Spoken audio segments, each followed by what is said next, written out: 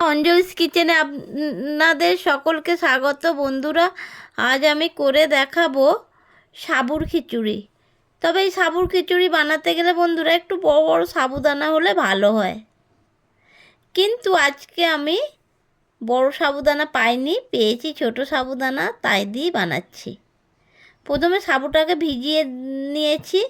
ভেজানোটা যেন সাবুগুলো নরম হয়ে গেছে এরকম দেখে আমি সাবুগুলোকে জল থেকে একটা বোলের মধ্যে নিয়ে নিলাম।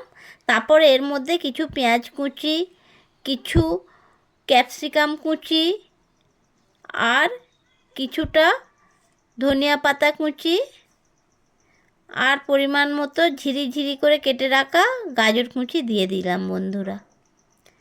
এইবারে আমি সাবুগুলোকে সবজির সাথে ভালো করে এইভাবে হাত দিয়ে মিশিয়ে নিচ্ছি বন্ধুরা, যাতে করে সমস্ত সাবুটা সবজির সাথে এইভাবে মিশে যায়।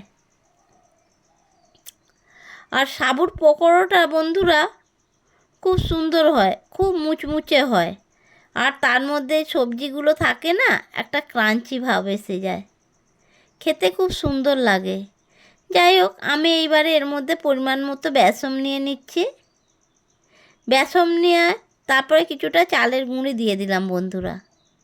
চালের গুঁড়িটা দিলে এই বেসনের সাথে চালের গুঁড়িটা বেশ মুচমুচে ভাবটা আসে।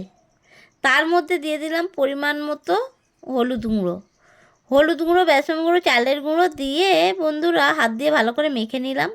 সব শেষে দিয়ে দিচ্ছি বন্ধুরা পাকা কাঁচা লঙ্কা কোচানো, দিয়ে ভালো করে হাতের সাহায্যে আমি ব্যাটারটাকে মেখে নিচ্ছি।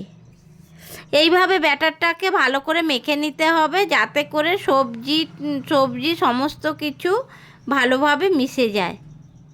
এরপরে বন্ধুরা উনানে কড়াই বসিয়ে পরিমাণ মতো সরিষার তেল দিলাম। সরিষার তেল দিয়ে এইবারে গরম তেলের মধ্যে ব্যাটার থেকে পকোড়াগুলো তুলে আমি গরম তেলের মধ্যে ছেড়ে দিচ্ছি বন্ধুরা।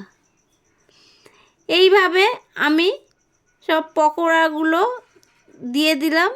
আর দেখুন বন্ধুরা, এক পিঠ ভাজাও হয়ে গেছে, এই জন্য খুন্তি দিয়ে আর এক পিঠ উল্টিয়ে দিচ্ছি, যাতে করে ভাজার দিকটা উপরের দিকে আসে আর ওপরের কাঁচা ভাবটা নিচে যায়।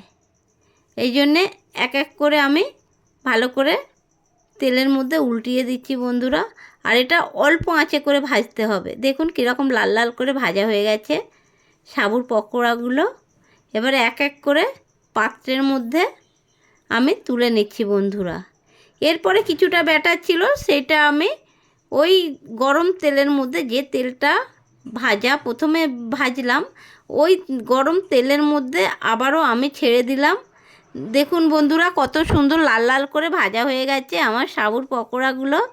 এবারে কড়াই থেকে সমস্তটা এক এক করে খুন্তি দিয়ে তুলে নিচ্ছি বন্ধুরা। দেখুন বন্ধুরা, আমার সাবুর পকোড়া রেডি। এইভাবে প্লেটে সাজিয়েও ফেলেছি পেঁয়াজ কুচি, গাজর কুচি আর শসা কুচি দিয়ে।